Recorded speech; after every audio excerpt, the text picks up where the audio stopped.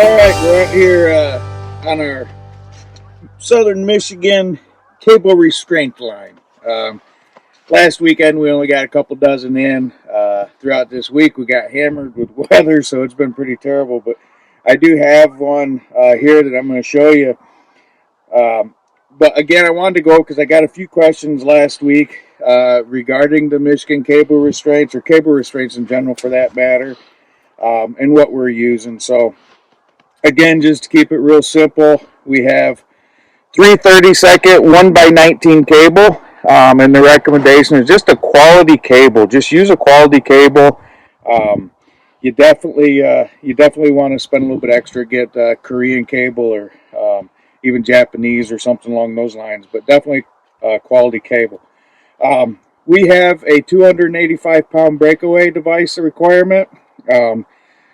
The S style or the J style, as long as you're buying quality, both of them can be very effective. And then we've got a 4¼ inch deer stop requirement, so that is that, which keeps it from closing past 4¼ inches. We then have a requirement for an inline swivel. I use a saltwater swivel. This is for like bill fishing. I think this one's rated at 800 pounds. I'm using about a 11-inch loop, 12-inch loop. You can go, 11 inches off the ground. I think in Michigan you can't have it higher than 24 inches total, the top of the loop. Don't quote me on anything that I say. Definitely consult your trapping guidebook. Then you can see we've got our tag on there, and then we have a swivel at the very end. I like to use an adjustable extension that's got a slip loop on it, so I can just slip it over the snare or the cable device. That's what that is for. And then our restriction is 3 feet on our extension. So you got a 5-foot cable restraint and a 3-foot extension requirement. Again, those are all of our restrictions, and you can't set where there's entanglement, right? So you see a lot of questionable pictures and stuff online. I am doing this in an effort to answer some questions that we've got, but also in an effort to keep Johnny Green off your doorstep, because they're watching you guys and what you're posting. So if you're setting where there's entanglement, I just encourage you to move it, because these can be effective. These are an effective tool. Again, it took me several years to just figure that system out, but I'll show you exactly how I'm setting them if I get the phone here. So let's cruise over here. I had this little flagging here, just to kind of know this. I put these kind of in the middle of it, in the middle of my cable restraints. I usually will put 2 cable restraints on a trail, and here's one. Now I'm pulling this today, but I just want to show you, this is what I do, right? This is a Michigan cable restraint here, right? Again, 3/32, right? Hey, Sherry. Again, 3/32 cable restraint. And this is all that you really need to do. And I'll show you this in just a second, but, sorry. But here you can see our loop loaded. We got our 9-gauge wire, and that's just held by an earth anchor.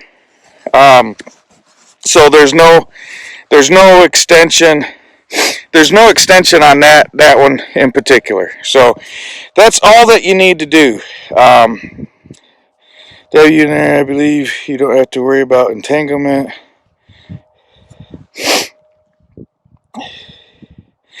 Yes, you're correct, Travis, that if you're using an extension around a tree, from 5 feet up down, there can be no limbs, no nubs, no nothing, right? So you got to cut those off if you're extending the trees.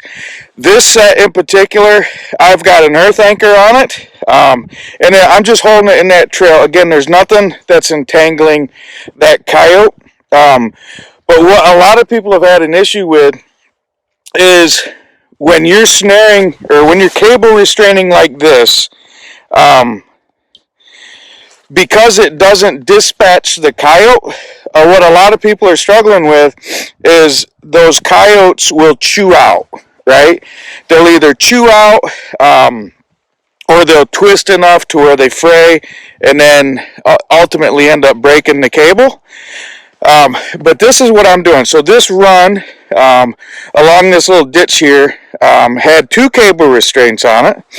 So if you look right down here, I'll just show you. We've got a coyote right here. And you can see, I want to show you. See how the lock is relaxed? That lock is not tight up to that coyote's throat.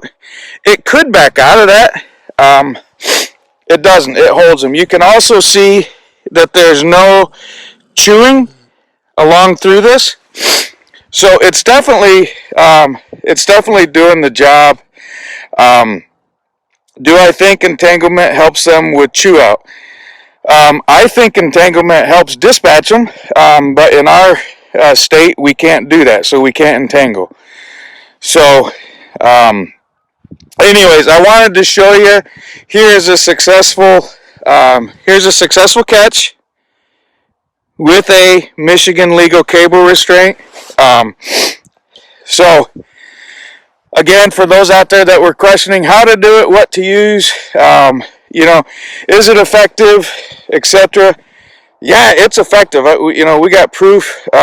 We catch a lot of them on this exact system without chewing. And when I came up, he was actually chewing on that cable, and you can see there's no marks on that cable. Will there be? Yeah, potentially. But when I use that 3/32 as opposed to, what is it, the 564, whatever the next size smaller is, I always forget the number on it. And then again, even the smaller 1/16 cable, there's less material there, so they can chew through it quicker. But going to a 1x19 cable and I guess you would call it a higher quality cable, there's a less chance that they can chew through that. If that was a 7x7 cable, they'd be gone. All you'd see is a frayed end there, most likely. It happened a lot, and it gave a lot of frustration. Now, if there was entanglement using a 7x7, I have no problem with them, because you can entangle them up, dispatch them, and you're on your way. But we can't do that anymore in Michigan.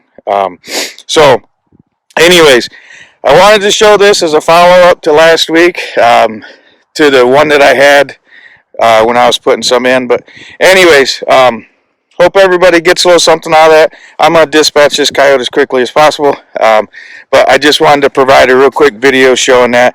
Again, we'll do a kind of a walk down the run. This is all that it takes, guys. If you're a deer hunter and it's after season, and you just want to take care of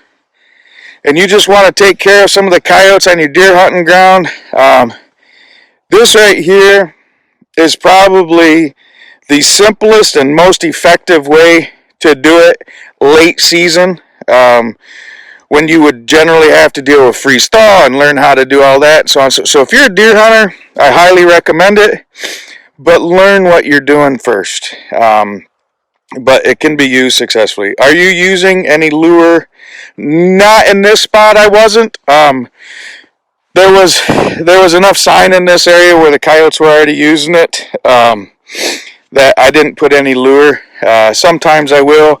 I'll hang like a call lure up high in a tree or something, but nothing near the set, you could say. But anyways, I'm going to get this one dispatched, and thank you all for watching. We appreciate it, and we'll see you down the line. Bye.